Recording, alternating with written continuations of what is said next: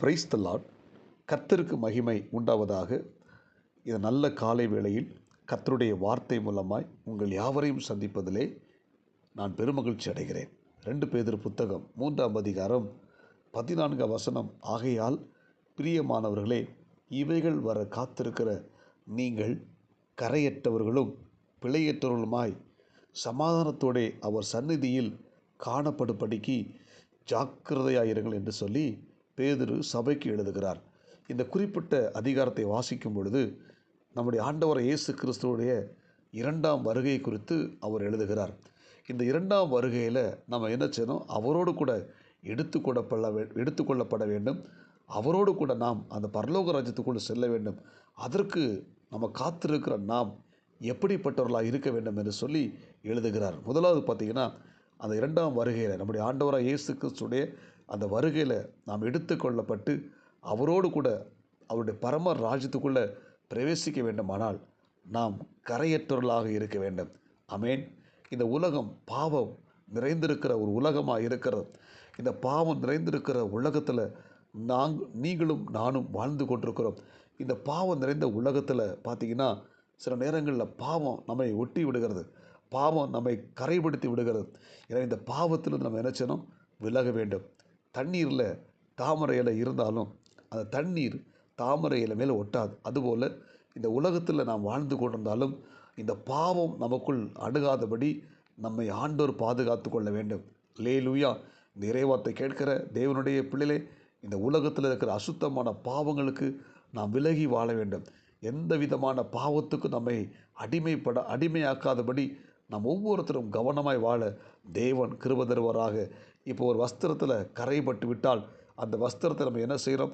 அந்த கரை எடுப்பதற்கு நம்ம எவ்வளோ முயற்சி பண்ணுகிறோம். அதுபோல் இந்த உலகத்தில் பாவ கரைகள் நம்மை சூழ்ந்து கொண்டு வரும்போது அந்த பாவத்துக்கு விலகி ஓட நமக்கு தேவன் கிருபை தருவாராக.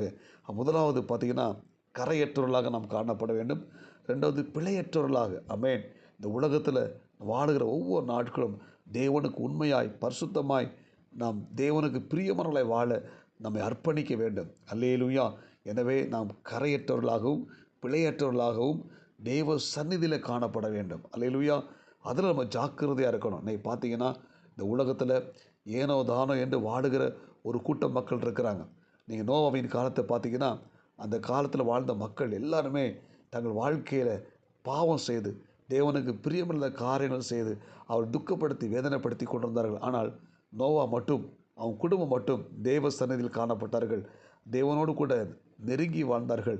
தேவனோடு கூட சஞ்சரித்து வாழ்ந்தார்கள். எனவே அந்த முழு உலகத்தை அழிக்கும் போது ஆண்டவர் நோவாவையும் அவன் குடும்பத்தையும் பேழையில் வைத்து பத்திரமாக பாதுகாத்து கொண்டார்.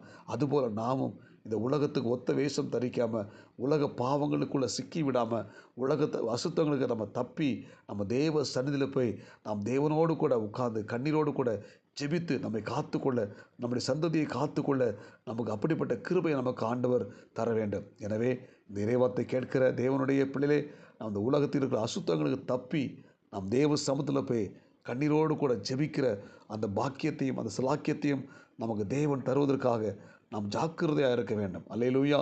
ஒவ்வொரு நாளும் தேவ சமூகத்தில் போய் நாம் ஜெபிப்பதற்கு நம்மை ஒப்பு கொடுப்போம். தேவ சந்நிதியில் போய் கண்ணீரோடு கூட ஜெபித்து நம்முடைய பாவங்களையும் அக்கிரமங்களையும் தேவன் மன்னித்து நம்மளை பரிசுத்தப்படுத்தி அவர் தம்முடைய ராஜ்யத்துக்குள்ளே நம்மை அழைத்து கொண்டு போவதற்கு நம்மை தகுதிப்படுவதற்கு நம்மை ஒவ்வொரு நாளும் ஒப்பு கொடுப்போம். நிச்சயமாக இந்த உலகத்தின் அசுத்தங்களுக்கு நம்ம தப்பி நாம் தேவனுக்கு பிரியமானவர்களாய் வாழ தேவன் நமக்கு கிருபை தருவாராக. யோசேப்பு போர்த்திவாருடைய வீட்டில் இருக்கும்போது அந்த போர்த்திவருடைய மனைவி அவனோடு கூட பாவம் செய்கிறார்.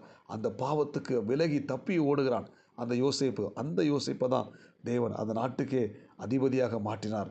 இறைவார்த்தை கேட்கிற தேவனுடைய பிள்ளைகளே, இப்படிப்பட்ட பாவங்கள் நம்ம நெருங்கி நம்மை சூழ்ந்து கொள்ளும் பொழுது அந்த பாவத்துக்கு நம்ம விலகி ஓடி நம்முடைய ஆத்துமாவை காத்துக்கொள்ள தேவன் நமக்கு கிருபை தருவாராக.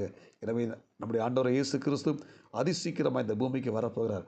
அவர் வரும்போது இந்த உலகத்தில் இருக்கிற பாவத்துக்கு நம்ம தப்பி அசுத்தமான காரியங்களுக்கு நம்ம விலகி ஓடி பரிசுத்தமாய் நாம் ஜீவிப்போம். தேவ சந்நிதியில் போய் மன்றாடுவோம். நிச்சயமாக அவர் வரும்போது நம்மை அவர் தம்முடைய ராஜ்யத்தில் எடுத்துக்கொள்வார். ஜெபிப்போமா? பரலோக தேவனே, இரக்கமுள்ள இயேசுவே, இந்த காலை நேரத்தில் இறைவார்த்தை கேட்ட நம்முடைய பிள்ளைகள் ஒவ்வொருத்தரையும் ஆஸ்வதிக்கிற ஆண்டவரே, இந்த இறைவார்த்தை கேட்கிற ஒவ்வொரு தேவனுடைய பிள்ளைகளும் கரையற்றவர்களாக பிழையற்றவர்களாக உம்முடைய சந்நிதியிலே ஆண்டவரே கண்ணீரோடு கூட ஜெபித்து தேவ ஆசீர்வாதத்தை பெற்றுக்கொள்கிற தேவனுடைய பிள்ளைகளை காணப்பட உதவி செய்வீராக. இந்த இறைவார்த்தை கேட்ட ஒவ்வொருத்தரையும் ஆஸ்வதிங்க. இந்த நாளுக்குரிய கிருபை கொடுங்க. இயேசு கிறிஸ்துவின் நாமத்தில் ஜெபிக்கிறோம் நல்ல பிதாவே, ஆமேன். God bless you. உங்கள் யாவரையும் கர்த்தர் ஆசீர்வதிப்பாராக. இந்த நாள் உங்களுக்கு இனிமையாக அமையட்டும். ஆமேன்.